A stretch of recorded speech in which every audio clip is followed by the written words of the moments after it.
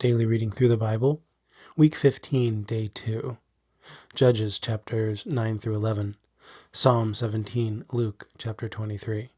The scriptures quoted are from the NET Bible, netbible.com, copyright 1996, 2019, used with permission from Biblical Studies Press, LLC, all rights reserved.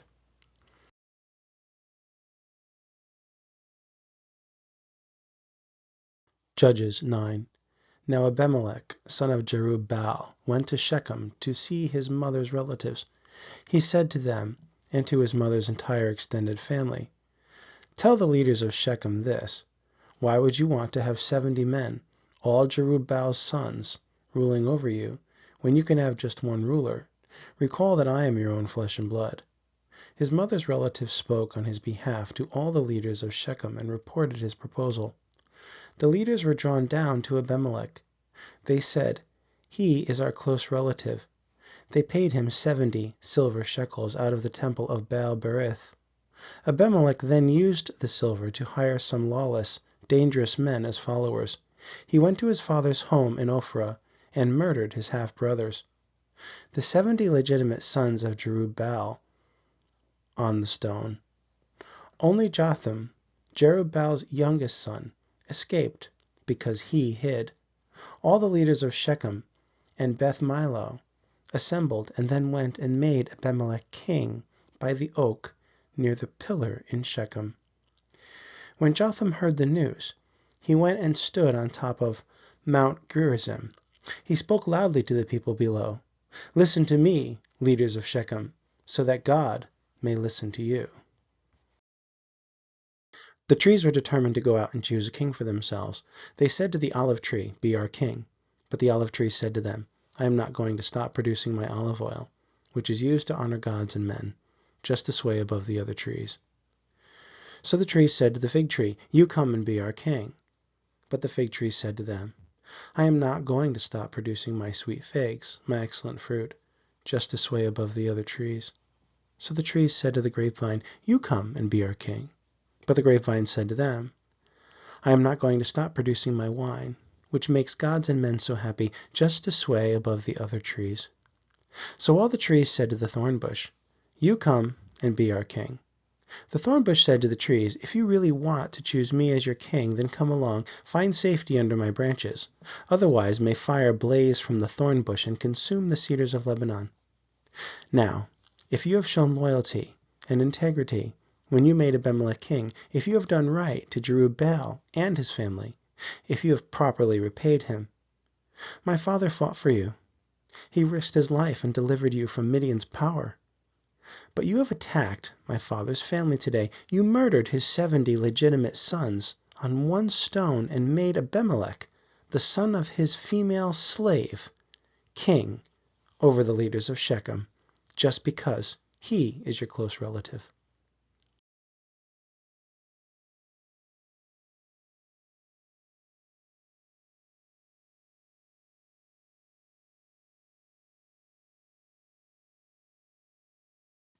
So if you have shown loyalty and integrity to Jerubbaal and his family today, then may Abimelech bring you happiness, and may you bring him happiness.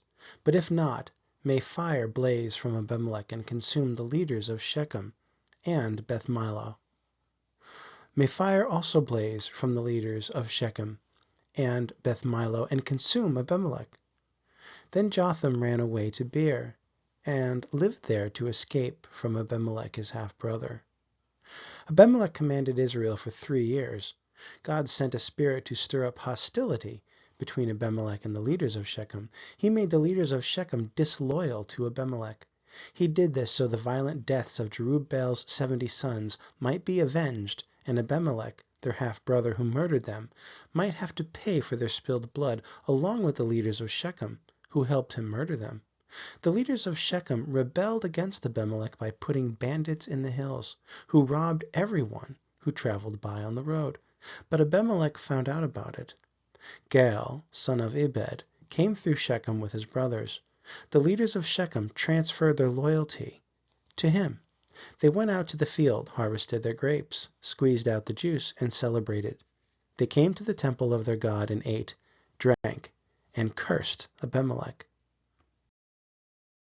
Gaal, son of Ebed, said, Who is Abimelech, and who is Shechem, that we should serve him? Is he not the son of Jerubbaal? And is not Zebul the deputy he appointed? Serve the sons of Hamor, the father of Shechem. But why should we serve Abimelech?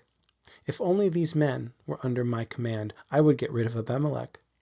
He challenged Abimelech, Muster your army and come out for battle.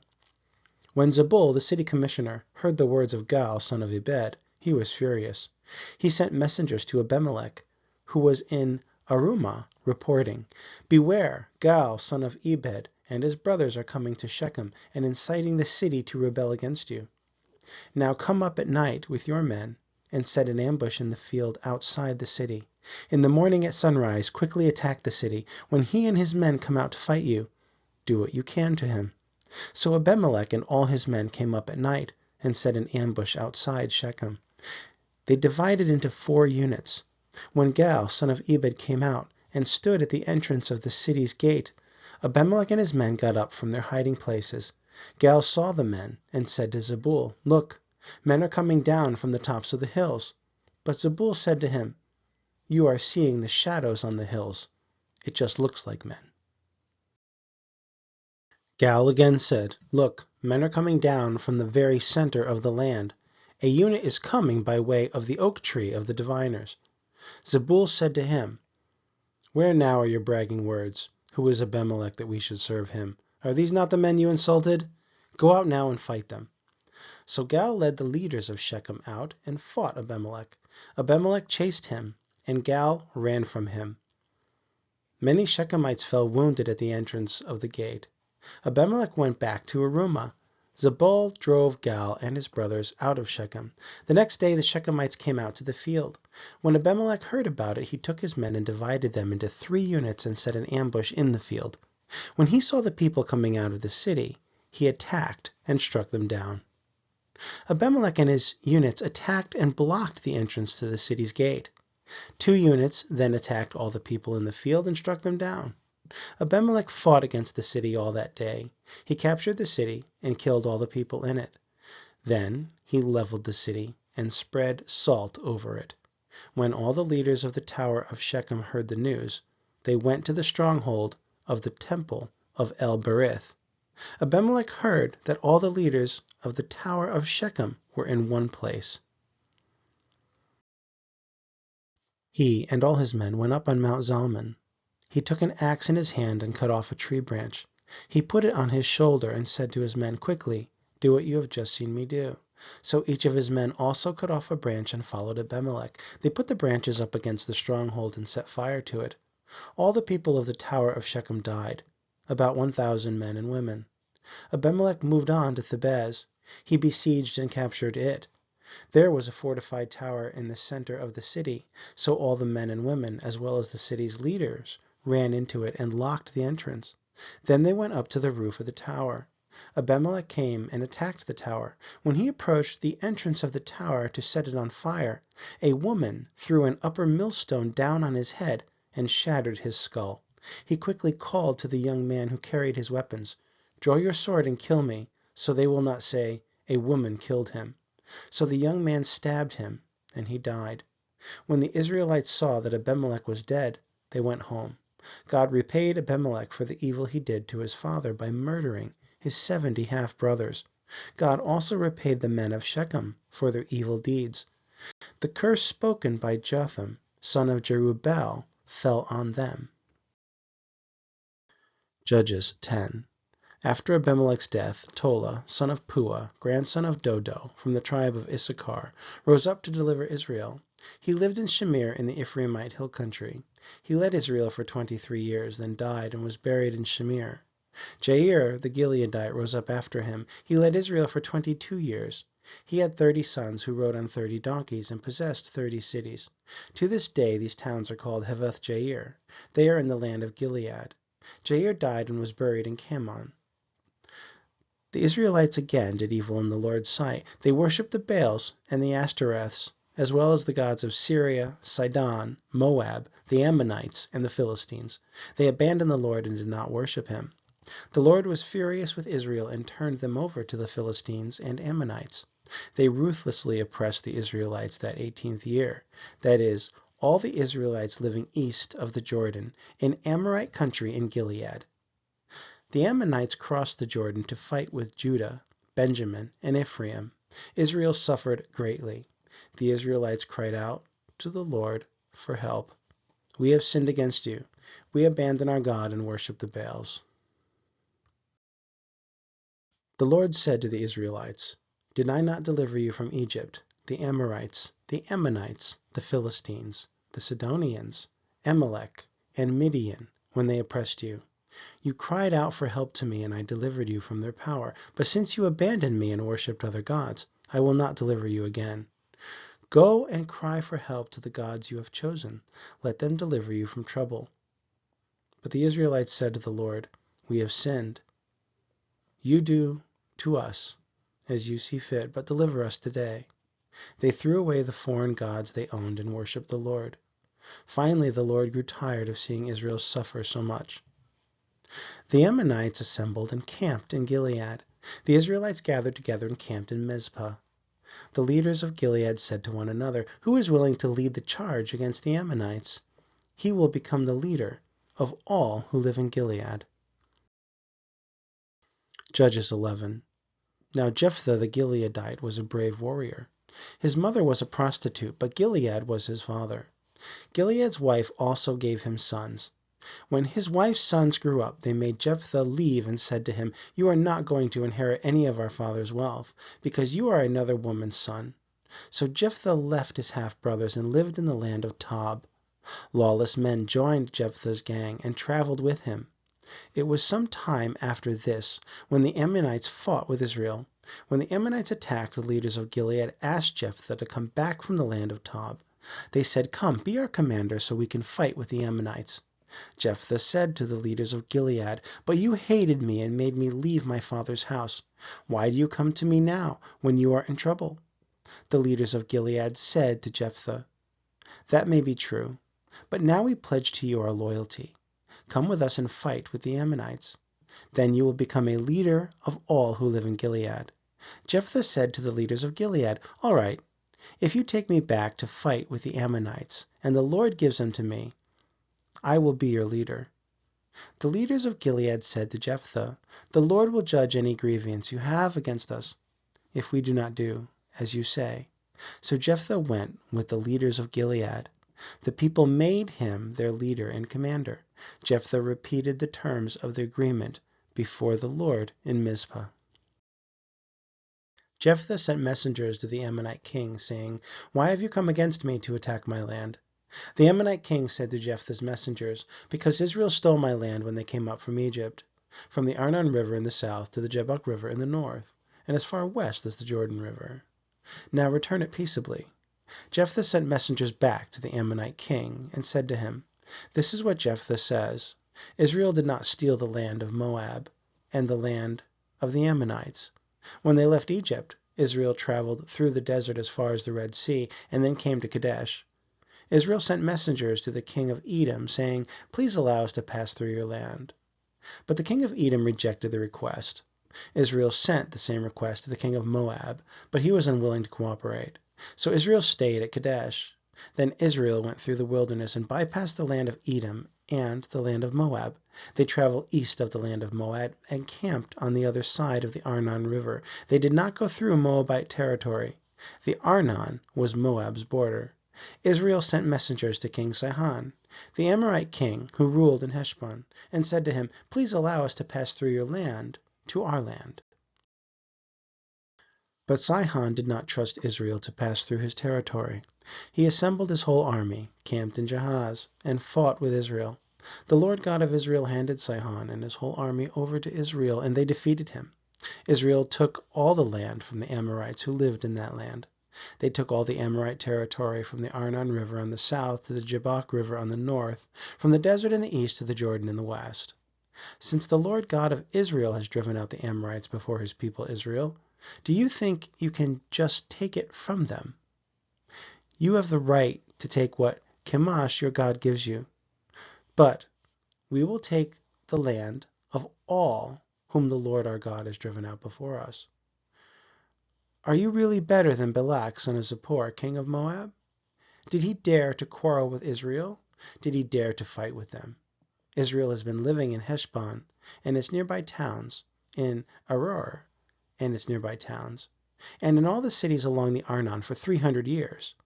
Why did you not reclaim them during that time? I have not done you wrong, but you are doing wrong by attacking me. May the Lord, the judge this day between the Israelites and the Ammonites. But the Ammonite king disregarded the message sent by Jephthah. The Lord's Spirit empowered Jephthah. He passed through Gilead and Manasseh and went to Mizpah in Gilead. From there he approached the Ammonites. Jephthah made a vow to the Lord, saying, "If you really do hand the Ammonites over to me, then whoever is the first to come through the doors of my house to meet me when I return safely from fighting the Ammonites, he will belong to the Lord, and I will offer him up as a burnt sacrifice." Jephthah approached the Ammonites to fight with them, and the Lord handed them over to him. He defeated them from Aroer all the way to Minnith, 20 cities in all, even as far as Abel Carmim. He wiped them out. The Israelites humiliated the Ammonites. When Jephthah came home to Mizpah, there was his daughter hurrying out to meet him, dancing to the rhythm of tambourines. She was his only child. Except for her, he had no son or daughter. When he saw her, he ripped his clothes and said, "Oh no, my daughter, you have completely ruined me. You have brought me disaster. I made an oath to the Lord, and I cannot break it." She said to him, "My father, since you made an oath to the Lord, do to me as you promised. After all, the Lord vindicated you before your enemies, the Ammonites." Then she said to her father, "Please grant me this one wish. For 2 months allow me to walk through the hills with my friends and mourn my virginity." He said, "You may go." He permitted her to leave for 2 months. She went with her friends and mourned her virginity as she walked through the hills. After 2 months she returned to her father, and he did to her as he had vowed. She died a virgin. Her tragic death gave rise to a custom in Israel. Every year Israelite women commemorate the daughter of Jephthah the Gileadite for 4 days. Psalm 17. Lord, consider my cause. Pay attention to my cry for help. Listen to the prayer I sincerely offer. Make a just decision on my behalf. Decide what is right. You have scrutinized my inner motives. You have examined me during the night. You have carefully evaluated me, but you find no sin. I am determined I will say nothing sinful. As far as the actions of people, just as you have commanded, I have not followed in the footsteps of violent men. I carefully obey your commandments. I do not deviate from them. I call to you because you will answer me, O God. Listen to me. Hear what I say. Accomplish awesome, faithful deeds. You who powerfully deliver those who look to you for perfection from their enemies. Protect me as you would protect the pupil of your eye. Hide me in the shadow of your wings. Protect me from the wicked men who attack me, my enemies who crowd around me for the kill. They are calloused. They speak arrogantly. They attack me. Now they surround me. They intend to throw me to the ground. He is like a lion that wants to tear its prey to bits. Like a young lion, crouching in hidden places. Rise up, Lord, confront him, knock him down. Use your sword to rescue me from the wicked man. Lord, use your power to deliver me from these murderers, from the murderers of this world. They enjoy prosperity. You overwhelm them with the riches they desire. They have many children, and leave their wealth to their offspring. As for me, because I am innocent, I will see your face. When I awake, you will reveal yourself to me. Luke 23. Then the whole group of them rose up and brought Jesus before Pilate. They began to accuse him, saying, "We found this man subverting our nation, forbidding us to pay the tribute tax to Caesar and claiming that he himself is Christ, a king." So Pilate asked Jesus, "Are you the king of the Jews?" He replied, "You say so." Then Pilate said to the chief priests and the crowds, "I find no basis for an accusation against this man." But they persisted in saying, "He incites the people by teaching throughout all Judea. It started in Galilee and ended up here." Now, when Pilate heard this, he asked whether the man was a Galilean. When he learned that he was from Herod's jurisdiction, he sent him over to Herod, who also happened to be in Jerusalem at that time. When Herod saw Jesus, he was very glad, for he had long desired to see him, because he had heard about him and was hoping to see him perform some miraculous sign. So Herod questioned him at considerable length. Jesus gave him no answer. The chief priests and the experts in the law were there, vehemently accusing him. Even Herod with his soldiers treated him with contempt and mocked him. Then, dressing him in elegant clothes, Herod sent him back to Pilate. That very day, Herod and Pilate became friends with each other, for prior to this they had been enemies. Then Pilate called together the chief priests, the leaders, and the people, and said to them, "You brought me this man as one who was misleading the people. When I examined him before you, I did not find this man guilty of anything you accused him of doing. Neither did Herod, for he sent him back to us. Look, he has done nothing deserving death. I will therefore have him flogged and release him." But they all shouted out together, "Take this man away! Release Barabbas for us!" This was a man who had been thrown into prison for an insurrection started in the city, and for murder. Pilate addressed them once again because he wanted to release Jesus. But they kept on shouting, "Crucify! Crucify him!" A third time he said to them, "Why? What wrong has he done? I have found him guilty of no crime deserving death. I will therefore flog him and release him." But they were insistent, demanding with loud shouts that he be crucified, and their shouts prevailed. So Pilate decided that their demand should be granted.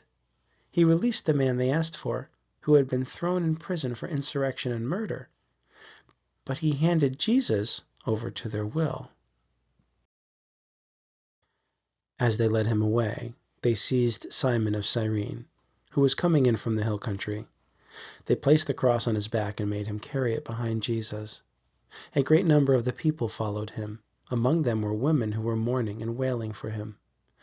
But Jesus turned to them and said, "Daughters of Jerusalem, do not weep for me, but weep for yourselves and for your children. For this is certain, the days are coming when they will say, 'Blessed are the barren, the wombs that never bore children, and the breasts that never nursed.'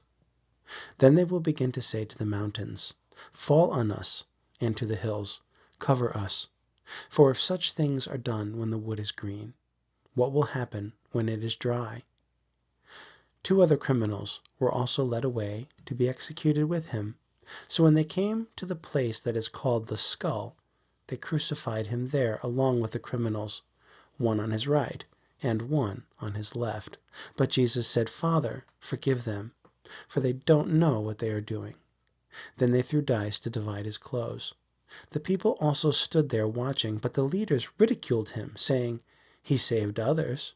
Let him save himself if he is the Christ of God, his chosen one." The soldiers also mocked him, coming up and offering him sour wine, and saying, "If you are the king of the Jews, save yourself." There was also an inscription over him, "This is the King of the Jews." One of the criminals who was hanging there railed at him, saying, "Aren't you the Christ? Save yourself and us." But the other rebuked him, saying, "Don't you fear God, since you are under the same sentence of condemnation, and we rightly so, for we are getting what we deserve for what we did, but this man has done nothing wrong." Then he said, "Jesus, remember me when you come in your kingdom." And Jesus said to him, "I tell you the truth. Today you will be with me in paradise." It was now about noon, and darkness came over the whole land until 3 in the afternoon, because the sun's light failed. The temple curtain was torn in two. Then Jesus, calling out with a loud voice, said, "Father, into your hands I commit my spirit." And after he said this, he breathed his last. Now when the centurion saw what had happened, he praised God and said, "Certainly this man was innocent." And all the crowds that had assembled for this spectacle, when they saw what had taken place, returned home beating their breasts.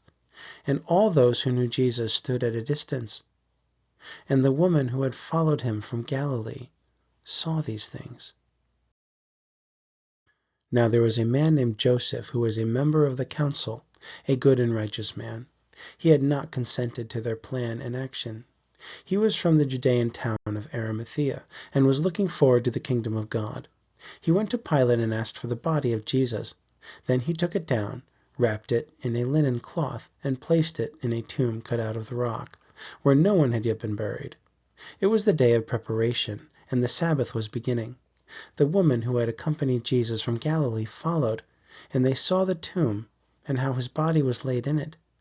Then they returned and prepared aromatic spices and perfumes.